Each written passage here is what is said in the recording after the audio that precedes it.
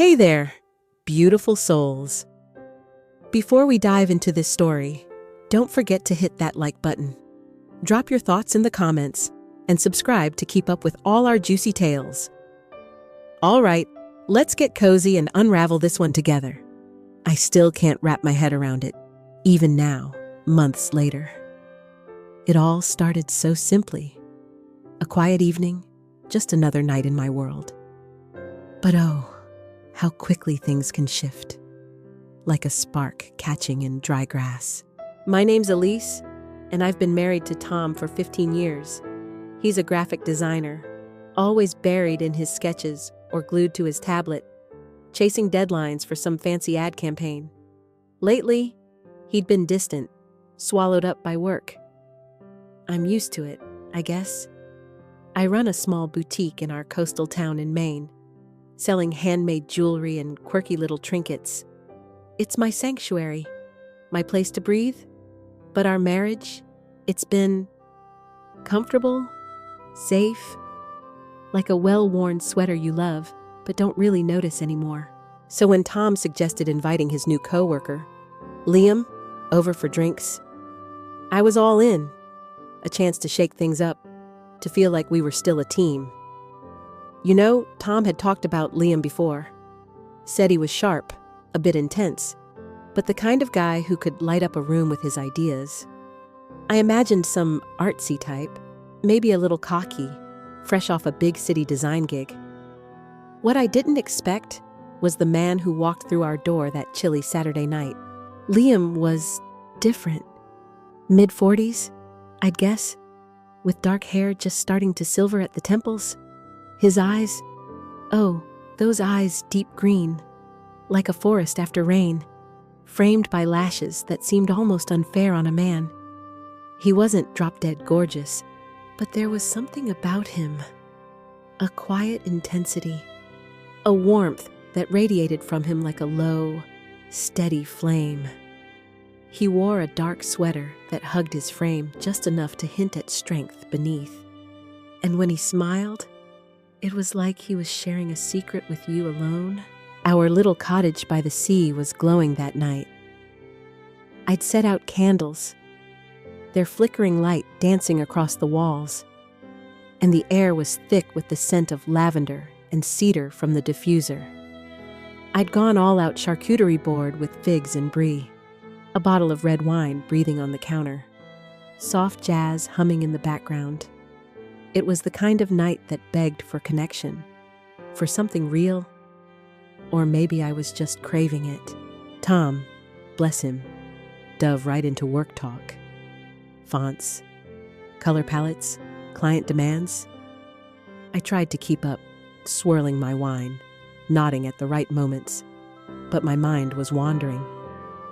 Liam, though he noticed, his gaze flicked to me, catching mine for just a second longer than it should have. A spark, a question. Then he leaned forward, his voice smooth as velvet, and said, "Elise, tell me about your boutique. What's the story behind it?" It was such a small thing, but the way he asked, like he really wanted to know, like I was the only person in the room, made my breath catch. I started talking about the jewelry I make, how I love the feel of cool metal and smooth stones in my hands, how each piece tells a story. He leaned closer, his eyes locked on mine, and I felt it a pull, like a tide drawing me out to sea.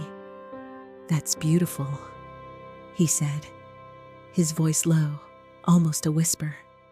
"Creating something with your hands, pouring your soul into it. It's intimate, isn't it?" Intimate. The word hung between us, heavy with unspoken meaning. I felt my cheeks warm, my pulse quickening. Tom was still rattling on about some logo redesign, oblivious to the undercurrent in the room. Liam and I slipped into our own conversation, like stepping into a secret garden. We talked about art, about the way the ocean changes color at dusk, about the dreams we used to chase when we were younger. He told me about his love for photography, how he'd wander the city at night, capturing moments no one else noticed. I told him about the necklace I made when I was grieving my mother, how shaping it felt like holding her close again. The air grew thicker, charged with something I couldn't name. Not yet. It wasn't just attraction, it was deeper. Like our souls were brushing against each other, tentative but undeniable. I caught myself staring at his hands, strong and careful as he gestured, imagining them tracing the curve of a camera lens, or maybe something else. I shook the thought away, my heart pounding. I'm married, I reminded myself. Happily, or at least, I thought I was. After dinner, we moved to the living room, sinking into the plush cushions of our old couch. Tom suggested a board game, Scrabble, of all things. Liam laughed, a rich, warm sound, and agreed. I watched them play, my wine glass cradled in my hands, the candlelight casting shadows across Liam's face. Every now and then, he'd glance at me, his lips curling into a half-smile that made my stomach flip. It was dangerous, this feeling. Like standing too close to a cliff's edge, knowing one step could send you tumbling. When Liam left, he lingered at the door. "Elise," he said, his voice soft, his eyes searching mine. "Tonight was special. I'd love to hear more about your work sometime." My throat tightened. I could feel Tom behind me, gathering the wine glasses, completely unaware of the earthquake trembling beneath my feet. "I'd like that," I whispered, my voice barely audible.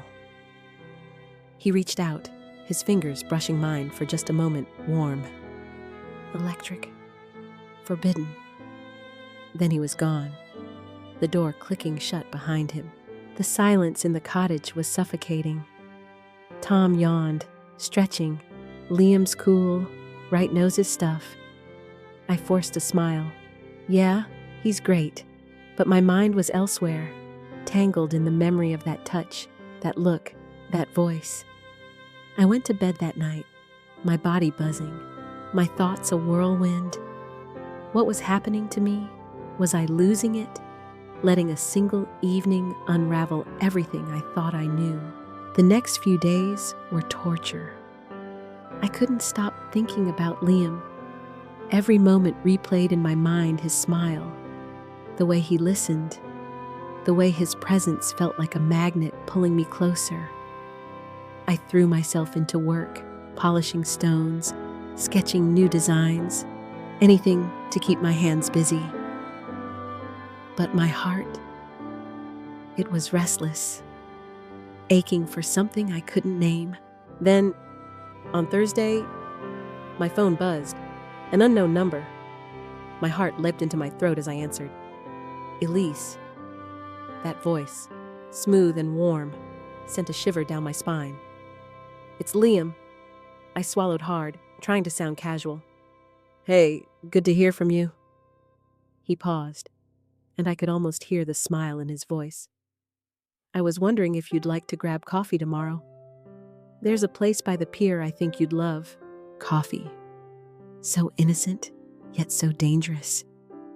I knew I should say no. I knew I was crossing a line. But the thought of seeing him again, of feeling that spark, was too much to resist. "Sure," I said, my voice trembling. "That sounds nice." We set a time, and when I hung up, I felt like I'd just stepped off a ledge. The next morning, I agonized over my outfit. A soft sweater, jeans that hugged my curves just right, a touch of mascara to make my eyes pop. I wanted to look good, effortless, but good. The coffee shop was a cozy little spot, all weathered wood and sea glass decor, with the scent of espresso mingling with the salty breeze from the ocean. Liam was already there, sitting by the window, a book in his hands. When he saw me, His face lit up, and I felt that pull again, stronger this time. "Elise," he said, standing to greet me. "You look radiant." I blushed, tucking a strand of hair behind my ear. "Thanks. You don't look so bad yourself." We laughed, the tension easing just a fraction. We ordered coffee black for him, a latte for me, and settled into a corner table. The conversation flowed like it had that first night, effortless and deep. We talked about everything: our childhoods, our fears, the way the sea could make you feel both small and infinite. He told me about a photograph he'd taken once, of a lighthouse in a storm, and how it felt like capturing a moment of raw, untamed beauty. I told him about the first necklace I ever sold, how the woman who bought it cried because it reminded her of her daughter. Time slipped away, the coffee growing cold in our cups. Then he said it, his voice low, his eyes locked on mine. "Elise, I feel like I've known you forever, like we're connected somehow." My breath caught. Kindred spirits, I thought, but I couldn't say it. Not yet. He reached across the table, his fingers brushing mine, and the touch was like a spark igniting kindling. "I know this is complicated," he said, his voice barely above a whisper, "but I can't stop thinking about you." My heart pounded so loudly I was sure he could hear it. "Liam," I said, my voice shaken. "I feel it too, but I'm married. I don't know what to do with this." He nodded, his eyes full of understanding, but also something else: desire, raw and unguarded. "I know," he said. "I don't have the answers either, but I know this feels real." We sat there, hands touching, the world fading to a soft blur. I wanted to lean across the table, to close the distance between us, to feel his lips on mine, but I didn't. Not yet. When we finally left, the air outside was crisp, the sun glinting off the waves. "Can I see you again?" he asked, his voice hopeful, vulnerable. I nodded, unable to say no. "Yes," I whispered. "Please." The next few weeks were a blur of stolen moments.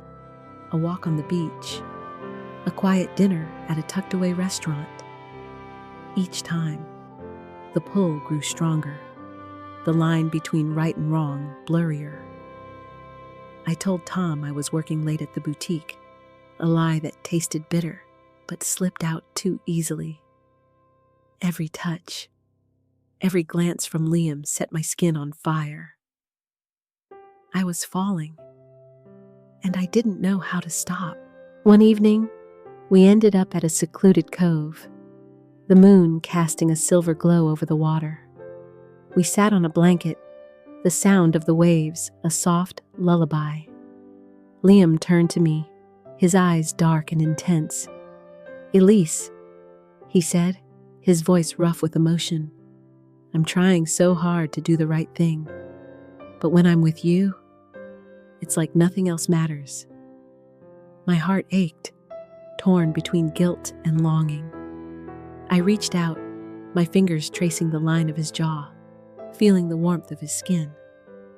And then, before I could stop myself, I kissed him. It was like diving into the ocean wild, overwhelming, exhilarating. His lips were soft but hungry, his hands sliding to my waist, pulling me closer. The kiss deepened, a slow burn that set every nerve alight. I could taste the salt on his skin, feel the heat of his breath. It was wrong. So wrong. But it felt like the truest thing I'd ever done. We pulled back, breathless, our foreheads touching. "I'm sorry," he murmured, but there was no regret in his eyes. "Don't be," I said, my voice trembling. I wanted it too. We sat there, wrapped in each other, the waves whispering secrets in the dark. I knew this couldn't last. Not like this. But I didn't want it to end. The guilt hit harder after that. Every time I looked at Tom, I felt like a traitor.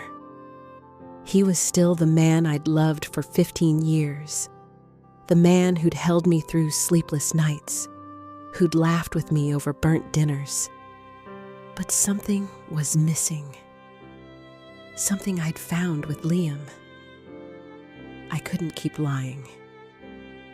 Not to him. Not to myself.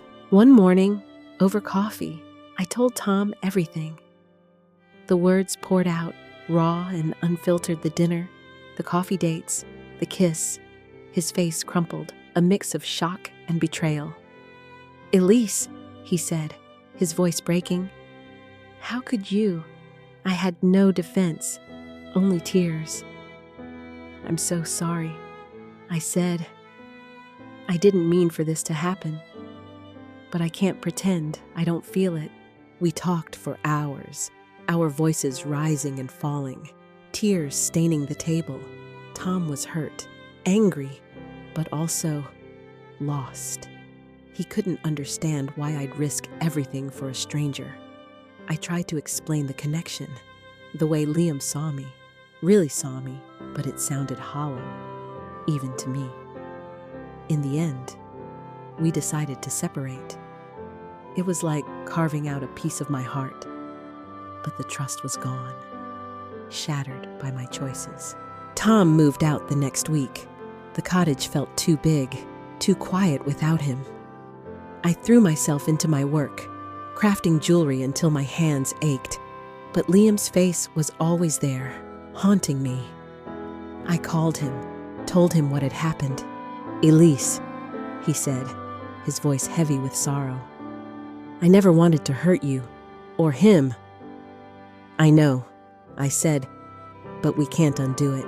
We decided to take it slow, to see if this connection could be something real, something lasting. We went on dates, quiet, tentative ones. A picnic by the cliffs, a late-night drive under the stars. Each moment with him felt like a gift, but it was tinged with the weight of what I'd lost. There were days I doubted everything. Days I missed Tom so much it hurt to breathe. But there were also days when Liam's smile made the world brighter, when his touch made me feel alive. A year later, Liam and I are still together. It's not perfect. Nothing ever is. There are moments of guilt, moments when I wonder what might have been. But there are also moments of joy. Moments when I feel like I'm exactly where I'm meant to be. Tom and I talk sometimes, a fragile thread of friendship holding us together. He's dating again, and I'm happy for him, even if it stings. Looking back, that night with Liam was a turning point, a spark that set my world ablaze. It forced me to face the parts of myself I'd ignored, the dreams I'd buried, the woman I wanted to be. It was messy, painful, beautiful. Sometimes, the most unexpected paths lead to the truest versions of ourselves. And sometimes, all it takes is one night, one look, one touch, to change everything.